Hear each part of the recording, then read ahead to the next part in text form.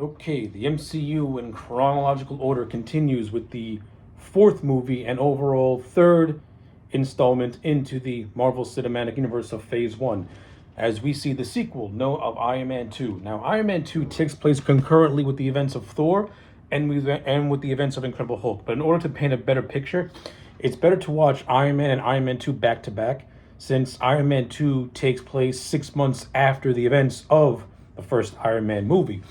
And not only that, when you watch Incredible Hulk, that end scene with Tony Stark and General Ross makes more sense after you watch Iron Man 2. So with all that being said, let's just talk about Iron Man 2 as a movie. Overall, I still enjoy Iron Man 2. Like, I like this movie, I really do. But upon multiple rewatches and now with the advantage of hindsight, 13 years later, Iron Man 2 is a movie riddled with a lot of problems. It has a good idea, but the execution is way off. And I think Jon Favreau was biting off more than what he can chew when making the sequel to the first Iron Man movie. What made the first Iron Man movie work was that it was a simple story, but it was also a character study of Tony Stark and everything around him. Iron Man 2 tries to be bigger. It tries to expand upon what we saw in Iron Man 1, and it tries to add more elements to it. But I think in so doing so, it gets more convoluted. Iron Man 2 is basically a movie about setups and very disappointing payoffs. And it's all about being basically, the biggest complaint about Iron Man 2 was that it was a commercial for the Avengers. And when you really watch it, it's hard not to disagree with that, because it really is. A good chunk of the second act is Tony Stark messing around with Shield and resolving his daddy issues and creating a new element, because the palladium that's inside his system is poisoning him and slowly killing him. Now, the idea of Tony Stark trying to face his own mortality, that alone can make for an awesome movie. The Marvel Comics touch on that with the Demon in the Bottle story arc, which is one of Iron Man's most famous story arcs, is Demon in the Bottle, which deep dives into Tony's self-destructive nature as an alcoholic. Now, Jon Favreau, he tried to adapt that with this, but it was done in a way where it was played more for jokes and not really taken seriously, which is a shame, because alcoholism and a self-destructive nature should not really be played for comedy. I understand it's Tony Stark and he doesn't take anything seriously, but when he's somebody who is facing death and he has to lose himself in the bottle because he doesn't know how to cope with anything else, you take that seriously. Of course, in this movie, we didn't get that. We just see Tony Stark being a pompous prick because he's facing death and he's making these really rash and very questionable decisions because he has no idea how much time he has left. Of course, Jon Favreau doesn't touch on the alcoholism aspect of Tony Stark. Now, I get it. Out of respect, you want to pay respect to Robert Downey Jr. and pay tribute to his sobriety. I understand that. I get it. So I'm not going to hold that. I'm not going to hold that against anyone. But you could have easily done a Tony Stark facing demons in a better way. Like the movie sets up the whole thing of him having to face the demons of his father's past. The movie sets up the idea of Ivan Vanko and Anton Vanko. It establishes that Anton Vanko worked with Howard Stark and Obadiah Stane in creating the arc reactor. And then when it was revealed that that Ivan was a Russian spy, Howard Stark had him deported back to Russia.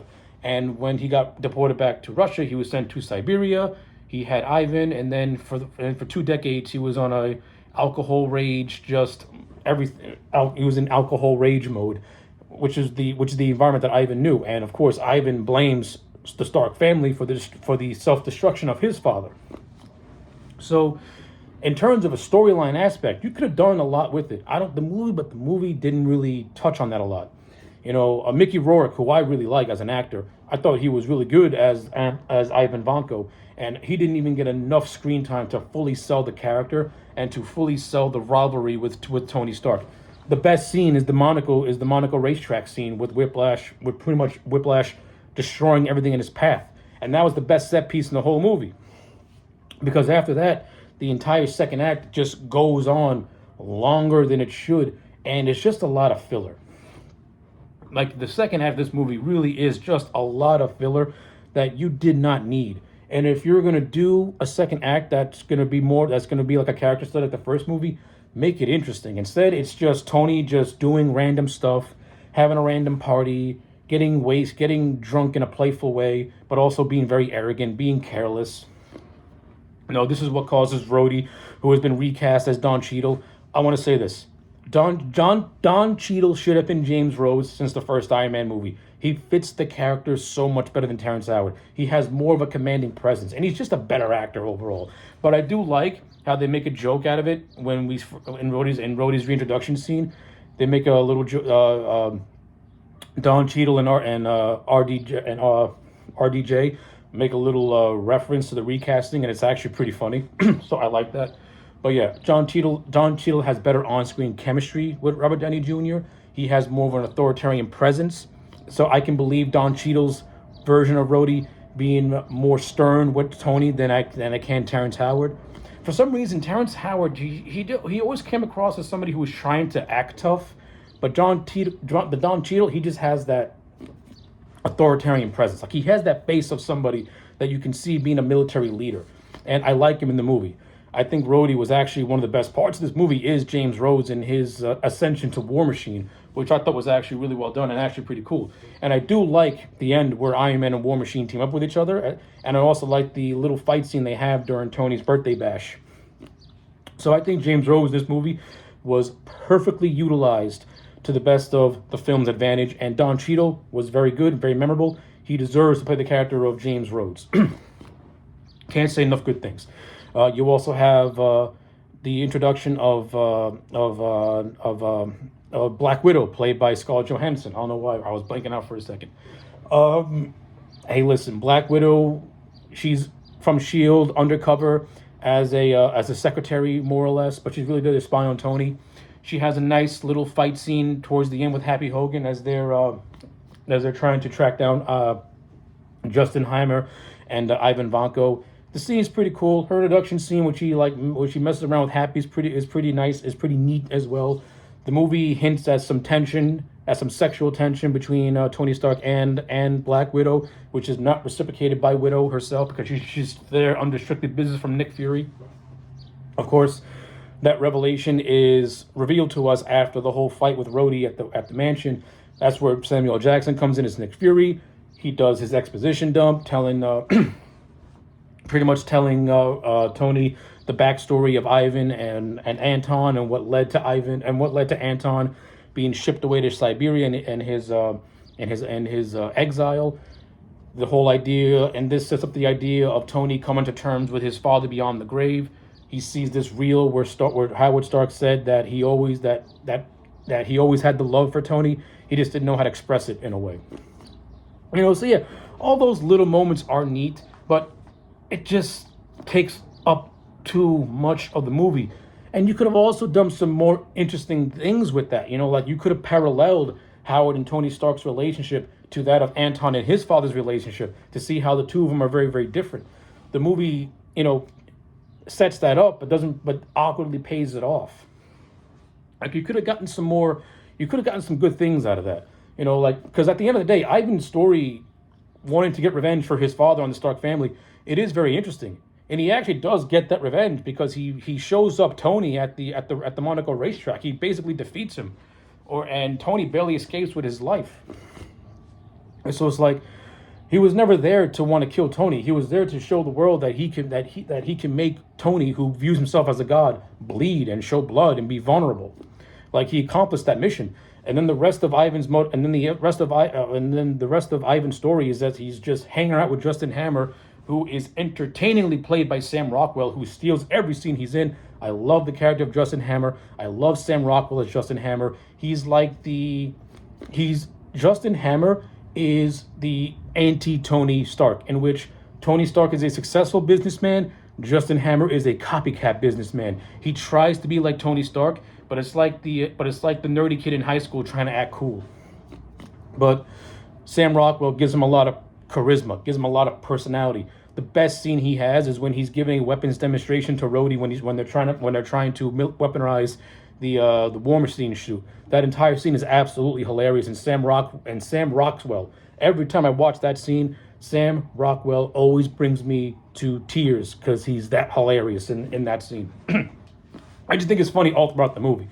And when you actually watch the MCU in hindsight, it's really a shame they didn't bring back Justin Hammer for Iron Man 3 because you could have done so much with this character, especially when he's being arrested and he makes a threat to Pepper.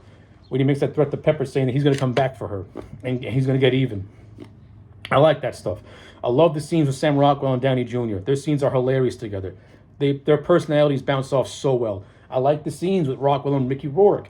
You know, Rockwell's trying to act all impressive to Ivan Vanko, who's a man of few words and just looks like he's ready to beat the shit out of this man, just because he can. I like that stuff.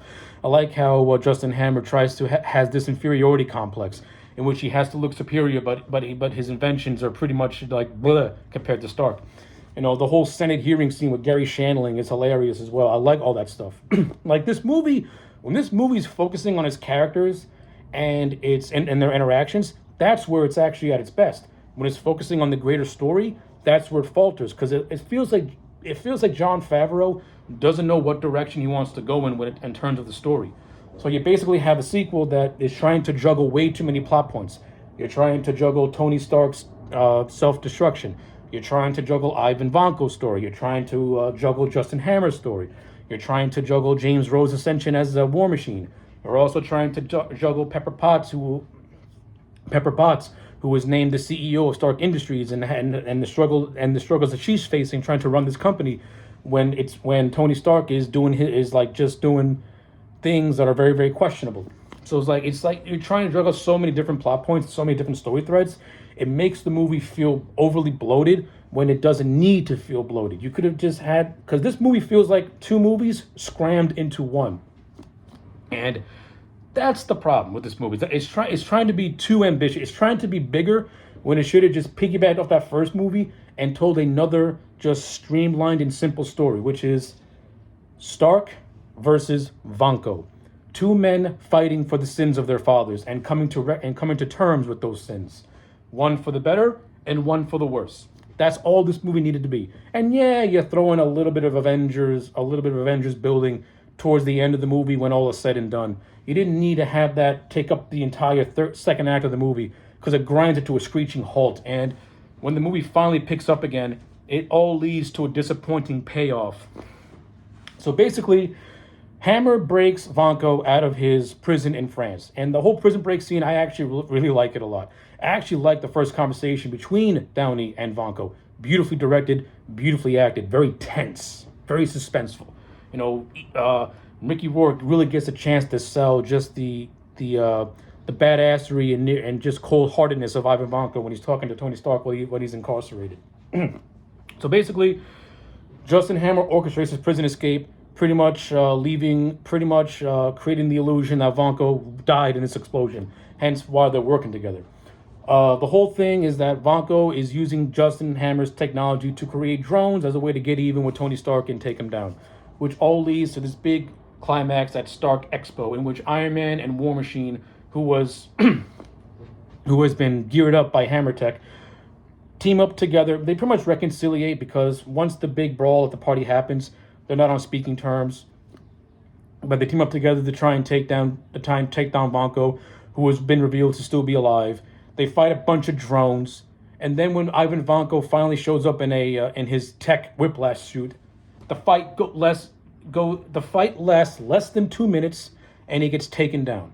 You couldn't let Vanko last 5 minutes in his new high-tech suit. All this time wasting to this man building his suit, and the majority of the fight is just Iron Man and Rhodey taking on a bunch of pawns, basically. And when the King finally makes his appearance, he gets taken down in less than 2 minutes without putting up much of a fight. A letdown. I didn't like it at all. And it also makes Ivan Vanko into more or less one of the worst villains of the MCU. He's a villain of wasted potential, and I don't like it. I like the fact that Justin Hammer, who is not really portrayed as a villain, he's basically portrayed as a businessman who is doing some questionable things. But he never came across as like somebody who was doing things out of spite. He's somebody who's trying to be better than what he really is, which is not really someone who's villainous. That's just a regular human being. Like Ivan Vanko was the villain, and he gets taken down way too fast in the third act, because the entire second act was just Tony doing stupid stuff, coming to terms with his father beyond the grave, creating this new element that basically saves his life from the palladium poisoning. And then he's messing around with Black Widow and Nick Fury. They're dispositing exposition. They're still bringing up the fact that Tony is not worthy enough to be an Avenger because of his self-destructive nature. And yeah, that's basically it. That's basically Iron Man 2 in a nutshell. It's an overly ambitious movie that tries to do too much, but feels unfocused. This movie's trying to focus on so many different things, and in the end, it really doesn't accomplish much. The only thing that it really accomplishes is more build towards the Avengers and establishing James Rhodes officially as War Machine. That's basically it. So yeah, I mean, and of course you have some funny moments like when Tony Stark goes on house arrest. He's messing around with you got Phil Coulson making little references to Thor and stuff like that, and they have a little bantering back and forth, which I like. You get a nice reference to Captain America's shield as it's being propped up for Tony's lab. So you do get some fun little moments like that. But overall, this movie tries to do too much, and then offers us a little too little. So, but again, I do like the end scene because there's this nice little story. There's this nice little mini arc of Tony Stark having a feud with this senator named Stern, played by Jerry Shandling, and it leads to one of my favorite bits in the entire movie, in which Stern is begrudgingly awarding medals to both Rhodes and Stark. He's more for Rhodes because he respects him, but he doesn't like Stark. So when he's pinning the medal on Stark, he accidentally pinches him, and then he has like one of the best lines in the whole movie where he's like, "Oh, it's funny how annoying a little prick can be." I like that stuff.